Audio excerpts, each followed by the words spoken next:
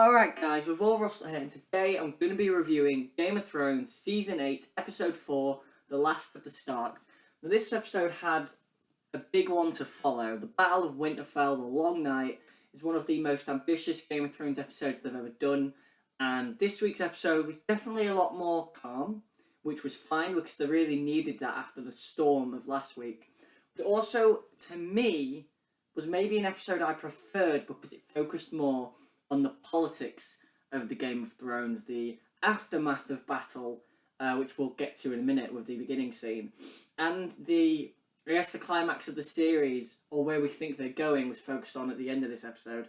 So I'm going to do what I did last week with my long night review. I'm going to do like a chronological look through the episode, see if I can touch on all the important aspects of the episode. So the beginning of the episode was a funeral for all of the people that died during the Battle of Winterfell. You had Jorah Mormont's body, obviously, Theon Greyjoy, you had Lyanna Stark, all the people last week, Ed, so Beric, who of course Arya gave a nod to. Basically, they were all lit up and burnt. There was this massive funeral for all these people. Jon Snow gave a fantastic speech, basically saying that these people did things and people will be thankful for these people for generations, and these people should be recorded in history. Really great moment, a really good way to start off the show, because you did need to show that the land had changed. The landscape has changed now, and by having a funeral on a massive scale, you had Grey Worm burning unsullied, you had Daenerys burning Jorah Mormont. It was a very, very cool moment, and it's nice to see, and it's nice to put a cap and a conclusion on the Night King and the White Walker saga. We then moved into the plan to take King's Landing, and basically they all said we've lost so many men. Grey Worm remarked that they've lost half of the Unsullied and half of the Dothraki. You had Jon say we've lost half the Northmen, half the Wildling men, and you've got all these people here, and Daenerys is basically saying, like, we need to go for King's Landing now. And to be honest, I understand that they're trying to present Daenerys as she wants the throne, she's power hungry, I understand that, but in all honesty, it wasn't a very it's tactically inept. Like, your army, and Sansa says this, and Sansa's the character everyone hates, but she's completely right when she says, our armies are exhausted, they're tired, they're not ready for another battle. And Daenerys is just like, I came to the north to help in your battle, and you said you'd honour my battle, my word. And Jon's like, we honoured her word, and this was after there was this massive drinking party scene in Castle Winterfell, and everyone was just drinking and literally just getting pissed. You've got Jaime Lannister and Tyrion and Brienne playing a drinking game, and eventually Tyrion says you're a virgin to Brienne, and she strolls off when Tormund comes up, and Tormund tries to hit on her, but then she walks off. Jaime goes after her. Those guys finally have sex. They finally make love. Lovely jabbly. We had Tormund Giantsbane just getting really drunk and just calling Jon Snow this great leader, this great warrior, a man who could bring so many armies together in so many battles, the Battle of the Bastards, the Battle of Winterfell. And so that was cool to see Jon get some recognition. You had Daenerys, who was like cheekily looking over there at the praise that Jon was getting, and she's definitely, now that she knows that he's Aegon Targaryen, you definitely know what she's thinking.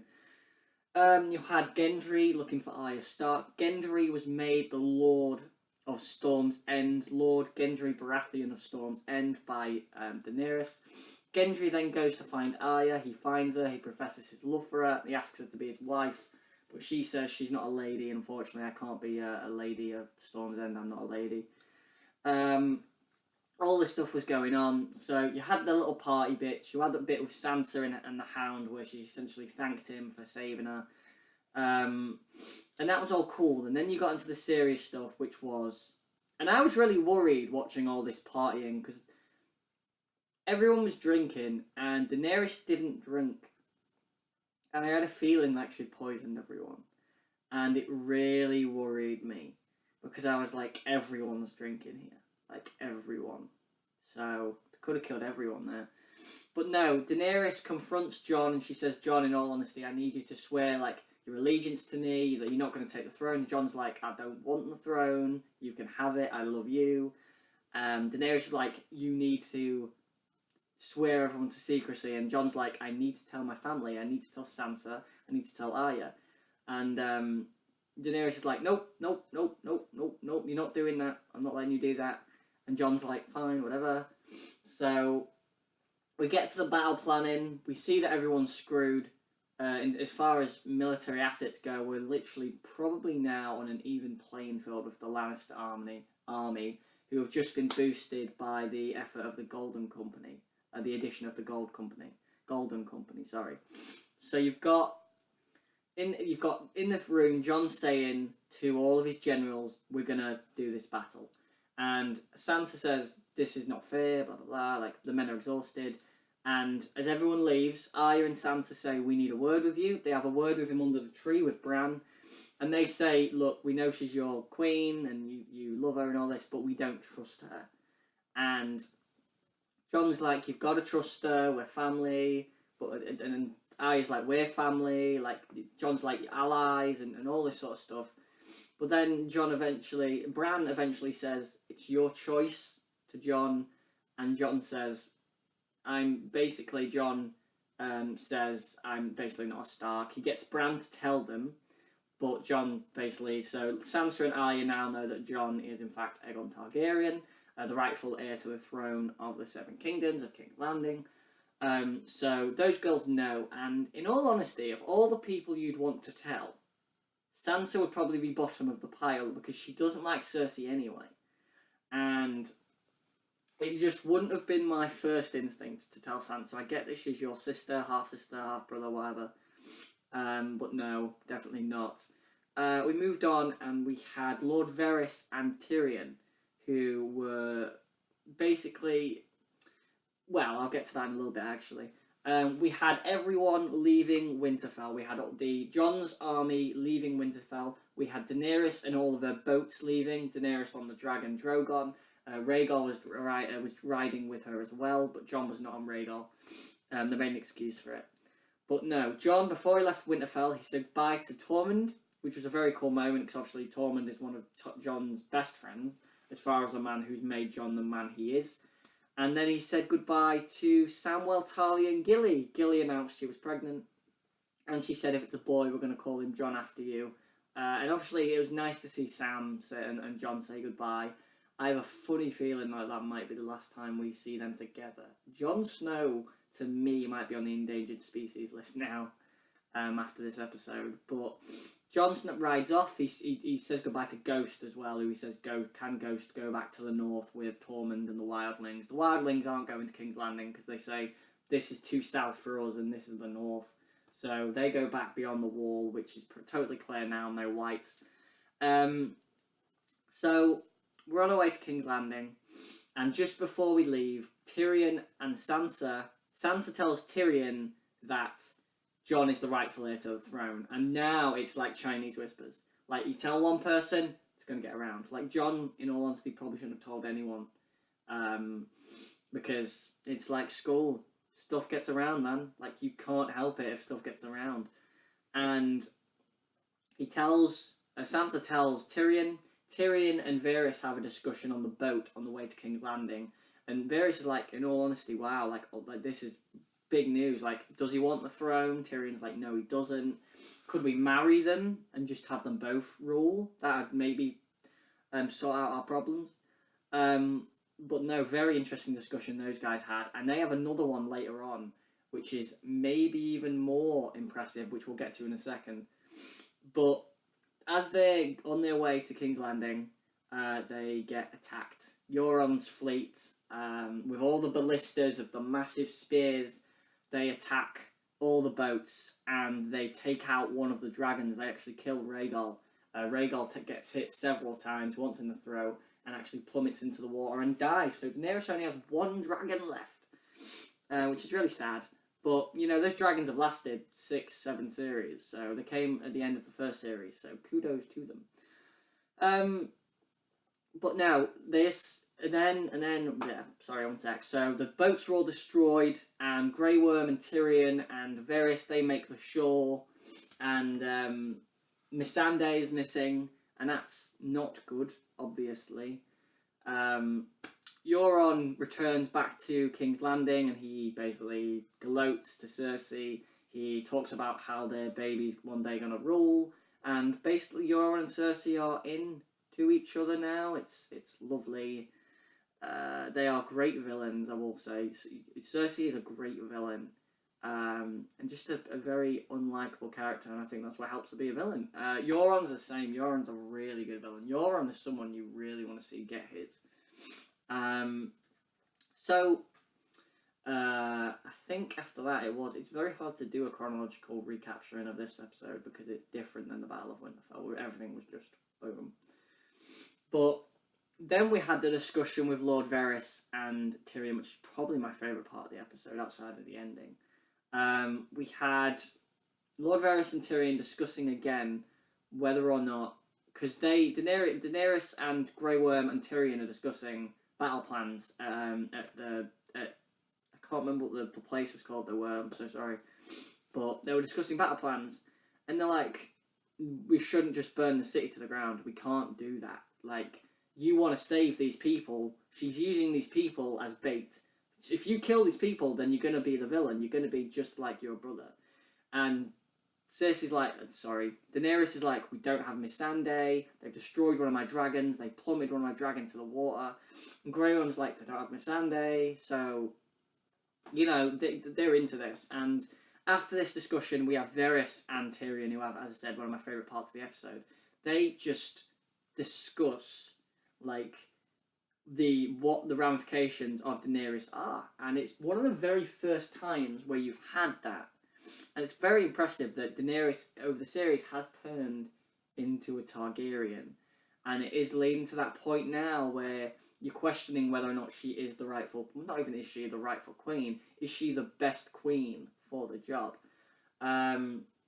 It's a really great scene. Varys is like, I'm sorry, like, I just don't think anymore she's the one. Maybe Jon Snow is the one. Her judgments seem very clouded. And Tyrion's just loyal. He's just loyal. It's just like, she's the queen. She's done so much for us, blah, blah, blah. Like, and it's really great TV. And there's a really fantastic tracking shot. Actually, I did want to remember this.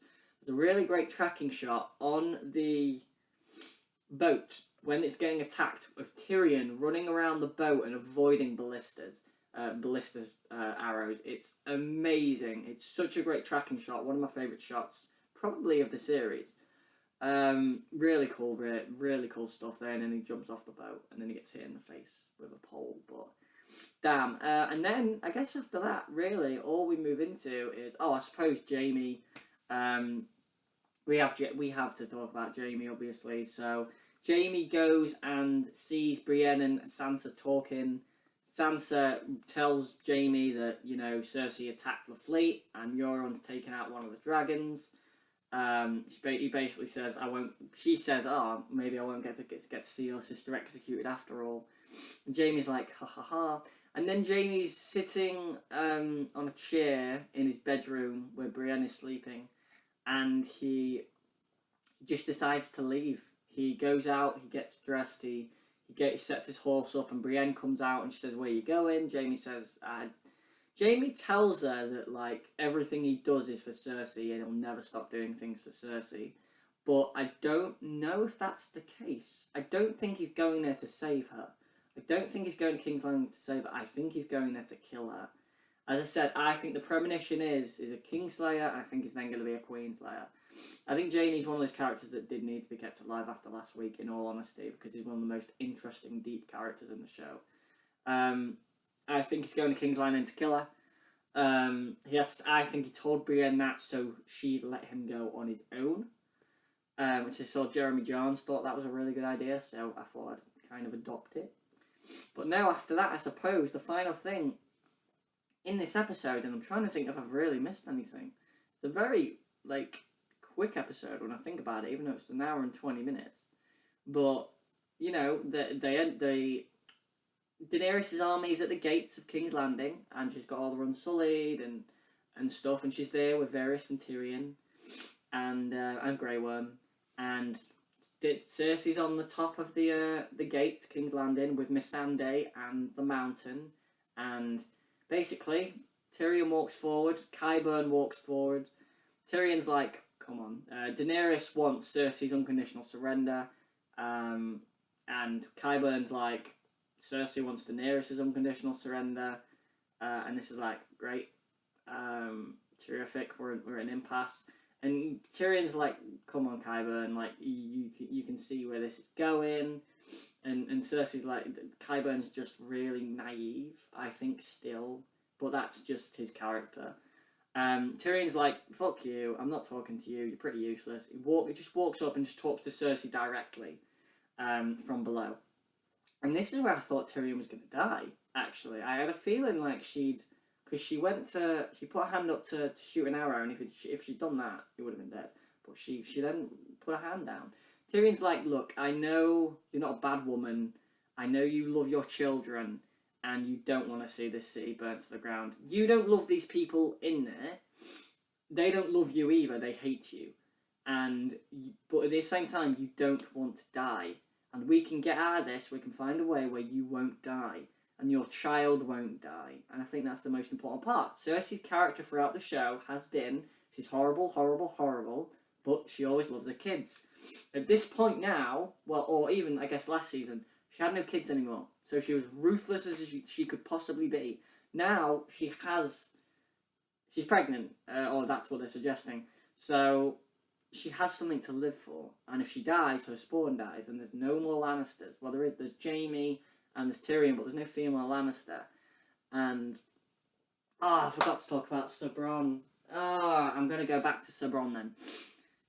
During the party area, well, after the party stuff, Jaime and Tyrion are talking and just discussing Brienne, and Tyrion says, how is she down there? A little bit inappropriate.